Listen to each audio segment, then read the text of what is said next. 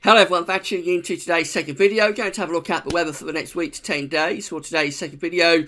So it's going to take us to around the 18th of February, and we'll be able to extend out a little bit beyond that with the extended GFS and ECM ensembles, which run to around a couple of weeks. So very unsettled today. We've got Storm Erik with us at the moment, bringing heavy rain and some pretty strong winds across many parts of the country. However, next week's weather is actually going to be settling down. We're going to have a lot of high pressure around next week.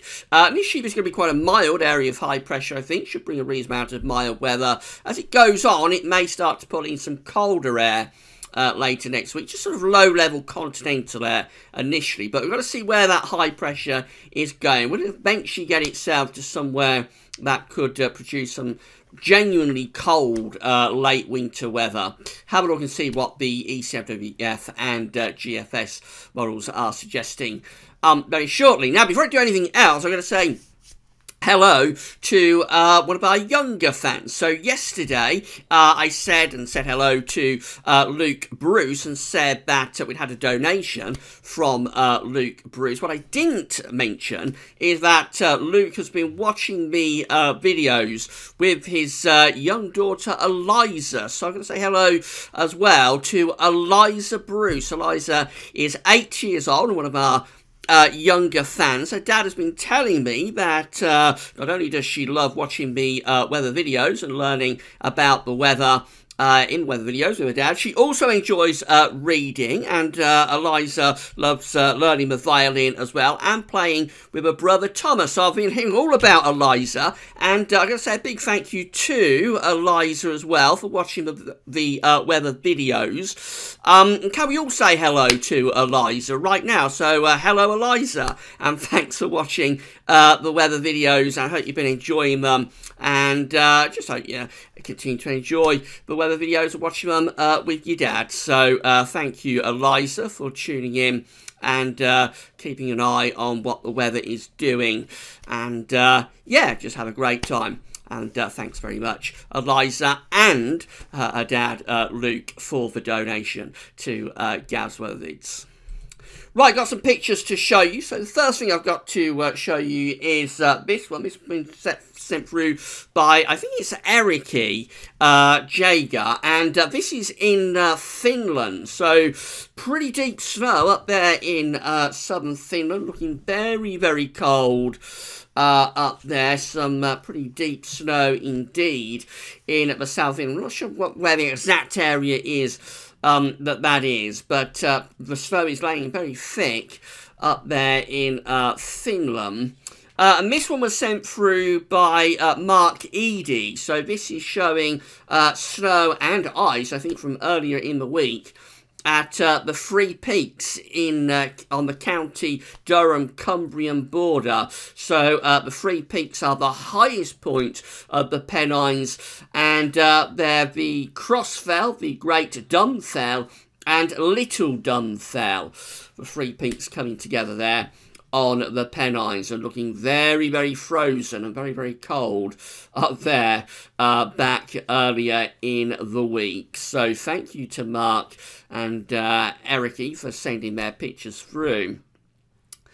And if you'd like to have your pictures included in the weather videos, there are various ways you can do them. You can email them to us at gavslovids@gmail.com. You can post them in the comment box at gavslovids, and you can also share them with us on our Facebook and Twitter accounts. And when we've got time, we're always happy to feature your weather pics in the video. So big thank you for doing that. Right, so these are the GFS temperature and precipitation ensembles. We're looking at Crawley, down in the southeast of England today. This is another suggested place on our list of suggested locations for this section of the video. So the red line here is the 30-year upper air temperature average for Crawley. You can see at the moment we're pretty mild today, despite the fact it's wet and windy and not very pleasant weather from Storm Erik. The temperature is actually quite mild, but over the next few days we're going to be finding a little bit of a cooling trend taking place, particularly later in the weekend and through to the early part of next week, getting quite cold. But after that, the temperatures are properly lifting up. The upper air temperatures anyway are going to become very mild through the course of next week. I'm not sure it'll be that mild down on the surface, because we're very close to an area of high pressure. We're under an area of high pressure, so it might not necessarily be all that mild on the surface. But certainly the upper air temperatures are going to be very mild, and the surface temperatures, at least for time next week, are going to be pretty mild too. After that, we do see evidence of a cooling trend from around days 9, 10 onwards through towards the final stages of February. Clearly, from where we are through the early and middle part of next week, which is very mild, to where we are towards month end, we are going quite a lot cooler. At the very least, we see the GFS ensembles are cooling down quite a lot, and there are a few really quite cold outliers appearing now. So we've got a couple here that are actually dipping into the freezer, about 3 of them from around the 18th through to the 20th of February. They're going down below -10 at 850 HPA, and if they came off, then that would be sort of the level that we would be talking about to get daytime temperatures struggling to get much above freezing, hard overnight frost, and obviously cold enough for snow, and depending on the wind direction, maybe quite significant snow. But again, they're outliers, they're not well supported. There's only 3 of them that are doing that, although by the end of the ensemble, which is a really long way out, it's 2 weeks away, but by the end of the ensemble, I've got a few more of those ensemble members that are dipping into a really very cold level. But I think we leave those alone for the time being, just say that we've got a cooling trend through the final week to 10 days of February. It's a cooling trend, going to get cooler, maybe get colder. Let's say no more than that. I think talking about big freezes is far too premature at this stage, going into the freezer. It's a little bit too early to have any sort of confidence in that kind of scenario, but just 1 or 2 of those ensemble members that are going to that level. As far as precipitation is concerned, so quite a few rainfall spikes coming up over the next few days, certainly the rest of this week and into the weekend, and that period looking quite unsettled. But from early next week on was a drying trend, so as the temperatures becoming very mild, it's also becoming much drier. As it starts to cool down in this period just here, the precipitation spikes are coming back. But of course, that's all extended range stuff, really. Temperature anomalies going from the 8th through to the 16th of February, above average for the UK and for Ireland. In fact, virtual parts of Europe are coming out milder than average in the week ahead, so looking very mild up to the middle part of February. Precipitation anomalies are looking like this, very close to average. I expect those to trend drier over the next few days. Over in America, it's quite a cold scene, away from the eastern states anyway, where it's reasonably mild. From the Midwest back into the Pacific side of America and up to the Pacific Northwest, looking really cold up there, so much colder than average for many central and western and northwestern parts of the United States of America. Precipitation-wise, varying from state to state, but generally quite wet in the west, so where it's coldest, it's also wettish. You have to assume there must be quite a bit of snow being associated with that. In the southeast, around Florida, it's looking positively dry down there, and of course, with mild and average temperature anomalies, so Florida won't be too bad at all if you fancy a bit of Florida sunshine to brighten up your winter. That's the place to go in America by the look of it. Pleasantly mild, pleasantly warm, and also dry as well. Coming back closer to home, this is how things are looking for Monday. So sunny to Monday, going to pull down a cold northerly wind, and that leaves us then under a ridge of high pressure for Monday, within quite cold air. So it'll be a cold start to next week. I expect frost early and late on Monday, but also plenty of sunshine and about ridge of high pressure. That takes us through to Tuesday. The highs are still dominating across England and Wales, so probably mainly dry and cold there. For Scotland and Northern Ireland, becoming a little bit milder, wind going into the west or the southwest and probably bringing in a lot of cloud.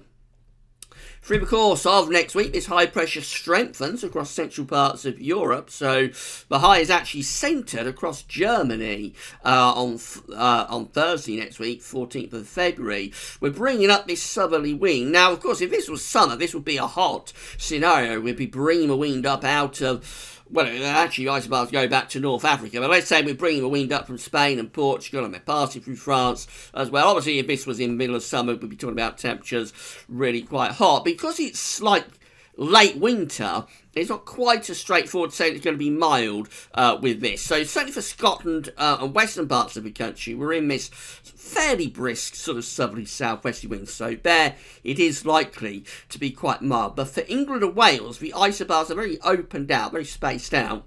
So it is a mild air mass. We saw that within the upper air temperatures. But down on the surface, it might not necessarily be that mild. Nevertheless, temperatures will probably be above average, so sort of 9-10 degrees. Will depend how cold and clear the nights are, will depend whether we get any fog as well with this area of high pressure. So it will feel pleasant enough. The sun is getting a little bit of strength to it now. Of course, mid-February, it's starting to get higher in the sky. But not necessarily guaranteed to be all that mild for England and Wales. It does look very mild for Scotland and Ireland, though. That's Friday, and the high pressure is inching its way up towards southern parts of Scandinavia. So we're trying to turn the wind from that southerly into a southeasterly, probably still generally quite mild on Friday. But by Saturday, you notice the wind is definitely backing more southeasterly, and this could start to bring in low-level cold air. So the upper air temperatures, we won't look at the upper air temperature, but if we did, they would probably still suggest quite mild conditions. But down on the surface, because the wind is backing from a southerly to a southeasterly, that is likely to be dragging colder continental air into the country. So an inversion could well be taking place there by next weekend, which would mean cold by night, widespread frost, maybe dense fog patches too, and maybe even fairly cold by day, depending on how much of that fog was to linger. We're moving up towards day 10, and we're starting to take this ridge from sort of such parts of Europe and begin to move it over towards Greenland. So just a few hints of a little bit of retrogression here. Remember, the high pressure started off centred around Germany on Thursday. By Saturday, the high pressure is sort of around here, around the Baltic Sea, somewhere in that area. And by Monday, the 18th of February, which is day 10, the high pressure is sort of ridging from southern parts of Scandinavia, so still around the Baltic and in towards southern parts of Scandinavia, but also ridging towards Greenland and Iceland. So when this happens, we call it retrogression. We're basically taking the high pressure against the zonal flow and moving it from east to west. The zonal flow is west to east. So everything generally, if the weather is working properly, as it should be, in the northern hemisphere, everything should move from west to east. We call that the zonal flow, zonality. If the atmosphere is behaving abnormally, we will get retrogression and we'll start to move pressure against the zonal flow. And that's what's going on there. We're beginning to take that high pressure from sort of northern Europe and move it over towards Greenland and Iceland. And so what actually happens is that we finish up as we go into the extended range with this GFS run with quite a blocked feature, and very quickly we start to turn things much colder. So this is up to Wednesday the 20th of February. We've got high pressure then blocking to the north of the UK from Scandinavia over to Greenland. Low pressure's developed underneath it, and we're pulling in this cold, easy wind. That low pressure would probably be a snowmaker. That will bring significant snow to some parts of the country. And we just keep these cold, easterly winds pulling in across the country as we go up to Thursday, the 21st of February as well. There's the upper air temperature showing the -10 Celsius isotherm is flooding in across the northern and eastern parts of the country on those easterly winds. And we get up to the end of this GFS run, which is Sunday, 24th of February. And we're still looking cold and blocked. We've still got blocking from Greenland over to Scandinavia. We've still got low pressure underneath it. And we're still pulling in those cold easterly winds. So obviously this is a very cold GFS 6 o'clock run. The only thing I'd say about it is that on the ensemble, and then this is for Crawley, so this is somewhere down in the southeast of England. That's the operational run, that green line just there. So for Crawley, it wasn't overly cold. If you looked at somewhere a little bit further north, say like Aberdeen, I suspect that would show it a lot colder. It would be down here for northern parts of the country, east parts of the country. It would be kind of like down here with the -10 Celsius isotherm. The only thing I'd say is that although that is an option within the GFS ensembles, and this operational GFS run has come up with that option, it's not all that well supported, really. So it's possible that we will turn things much, much colder into the second half of February. JMA Friday, which was released earlier on today, the video is here on the homepage above the snow desk at Gazworth is. JMA Friday is hinting at the chance of something colder through the second half of February. Just a question of how seriously we take this GFS run. I wouldn't take it all that seriously until we start seeing more support within the GFS ensembles and more support from other models as well. This is how the parallel GFS run is looking. So remember, this will become the operational GFS run at some point in the future. Not sure when it's going to be. It should have been in January, but because of a shutdown, they had to delay it. At some point, the parallel GFS will become the operational run of the GFS model. This is how the parallel run is looking, and again, up to next week, all very similar.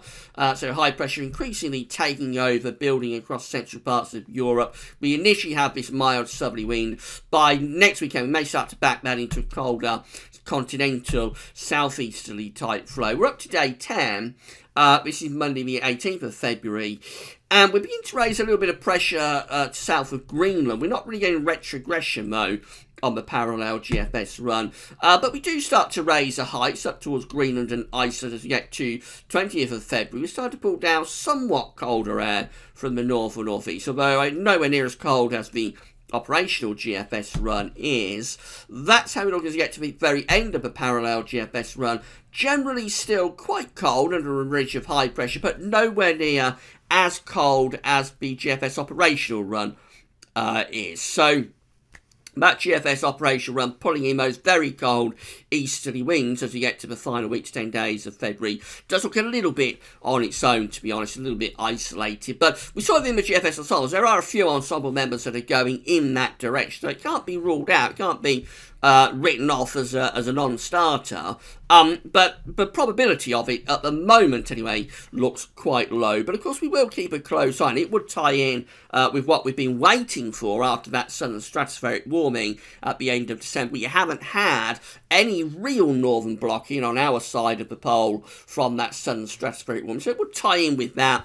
But until we see more cross-model evidence and more evidence in the GFS ensembles, we stay quite cautious about any really deep cold hitting us in the second half of February.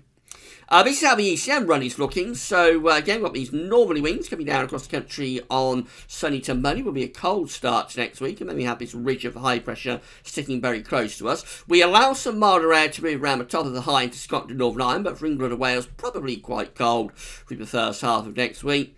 As we go into the end of next week, we find that high pressure again building around Germany. Winds are from the south, so technically it's a mild air mass, but down on the surface, particularly for England and Wales, it may still be quite chilly, to be honest. And then we move into next weekend, and we just keep this high pressure going. Its position is changing slightly. It's moving northwards, so it's centred actually over the top of the UK and just beginning to head up towards southern parts of Scandinavia. That's how we finish up with the high pressure at day 10, which is Monday the 18th of February. The high is in over the top of the UK. It looks like it's just trying to show signs of ridging up towards the northern part of the Atlantic. So maybe just a few hints of retrogression again with the high pressure. But to be honest, it's too weak a signal to be able to say that. So all we can really say is that up to day 10, we just keep lots of high pressure going. It's probably quite cold under that ridge by this point. We've lost those southerlies. We're bringing in a gentle east-southeasterly, and that's going to be pretty cold off the continent, even if the upper air temperatures are mild, which I suspect they will be. So the upper air temperatures are mild, but even with that, I think down on the surface, because the winds have backed from southerlies to southeasterlies and almost direct easterlies, it could actually be quite cold. There could be quite a lot of frost and fog going on under that area of high pressure, albeit by day, because of the sun is going back a little bit stronger, could still be lifting temperatures up to sort of near normal levels by day, but by night I think it would be quite cold. Of course, if fog was to linger into the day, then that would make the days very cold indeed. Finally, we'll just have a look at the ECM ensembles with the postage stamps from the Icelandic Met Office, see what the options are that are on the table at day 10, which of course is the 18th of February. So at 240 hours, day 10, we've got 19 members of the ECM ensembles, including the control and operational runs, so both of them doing the same sort of thing, with high pressure kind of like almost centred over the top of the UK, but it is ridging a little bit towards Greenland. It's trying to ridge towards Greenland anyway, but basically the high pressure is still centred over the top of the UK, probably mainly dry, probably quite cold, gentle sort of east-southeasterly flows under the ridge. It is likely to be pretty chilly, to say the least. Then there's another 17 members of the ECM ensembles that have the high pressure to the north of Scotland, and these ones are getting it much further towards Greenland. So these are the colder options. These will be in line with what the GFS 6 o'clock operational run was showing. These are a colder option. They're bringing in a wind from an easterly, proper easterly winds, if you like, or maybe even northeasterly winds, actually. So those are the genuinely cold ECM ensemble members, 17 of them. And then there's another 15, so all members of the ECM ensembles have high pressure very close to us, just differing in the position of that high pressure. There's another 15 that are quite a bit milder. They have a high pressure kind of like centred a little bit to the east of the UK, and they'll be pulling up pretty mild air from a southerly type direction. So, I mean, it's a mixed bag, really. We've got 19 that are in line with the operational GFS. They will be quite cold. They will be producing frost and fog, and they'll be very dry. There's 17 that are colder. They're a colder option. They're bringing in direct easterlies. And then there's 15 that are quite mild with the placement of a ridge of high pressures, all down to that ridge and where that ridge is sitting in 10 days' time. And then we go through to 2 weeks away, so this is 360 hours, and these are the options that are on the table then. This is the 23rd of February. The GFS, the ECM, I should say, operational run does not go this far out, remember. Finishes at day 10. So there's 31 members in 2 weeks' time of the ECM ensembles that still have that ridge almost centred over the top of the UK. So they're bringing lots of dry weather, a prolonged dry spell of weather once again. And again, under that ridge of high pressure could be quite cold, especially at night with frost and fog. By day, due to the ever-increasing strength of the sun, possibly if the sun is out, will feel pleasantly mild. But of course, if any fog was to be lingering, then it would be cold even by day. And then there's 21 members of the ECM ensembles, including the control run, that look like this. They have a blocking area of high pressure over Greenland, so obviously they've got northern blocking, and they've got below average heights, low pressure kind of like underneath that blocking running into the UK and then over Scandinavia. So these are very blocked, and they bring cold air, I would have thought, into that trough of low pressure. They're potentially quite wintry on some of the members. Just depends how far north any milder incursion from the Atlantic is getting. But that's a strong blocking feature that's sitting there over Greenland, and I suspect these ones will be entrenching cold air down into that trough. So potentially cold and wintry in 2 weeks' time, snowy even, with those 20 members of the ECM ensembles. It's all about that ridge of high pressure. Where's that ridge going? That's going to be building through the course of next week. So initially, the high pressure will build to our south and east. It will centre around Germany sometime around Wednesday, Thursday. It's going to bring us initially reasonably mild conditions for the north and west. Probably not all that mild down in the south and southeast. And then as we go further into February, just a question of where that high pressure is going. And it looks like it's going to push itself up a little bit further north, get itself somewhere like Denmark, which will probably have the effect of turning the wind from southerlies to southeasterlies, and will be sort of a colder continental type feel with more in way of frost coming along in around a week or so's time. And then by day 10, it really is quite speculative where we take that high pressure. Do we just keep it sitting in the mid-latitude? So do we keep it sitting, say, over the UK even, or over Denmark, or over Germany? Or do we start to retrogress a high pressure northwest and take it to Greenland and Iceland? If we do that, we open the door to much colder winds from the north and the northeast. But that's very unusual to do that. So always in these kind of situations, you have to favour the milder option. The milder option here is to keep high pressure just sitting close to the UK, excuse me, keeping it very dry, but also not overly cold. Right, so we'll be back tomorrow with weekend forecast, and we'll have a look at the weather for next week, 10 days as well, using the GFS ECM, all of the regular features coming up then. On Sunday, we'll have the Automotive Sunday Roundup. There will be a spring update as well. We'll have some spring analogues for you, and probably, because we usually do it, an ensemble watch on Sunday evening. That's all for now, though, and thanks for watching.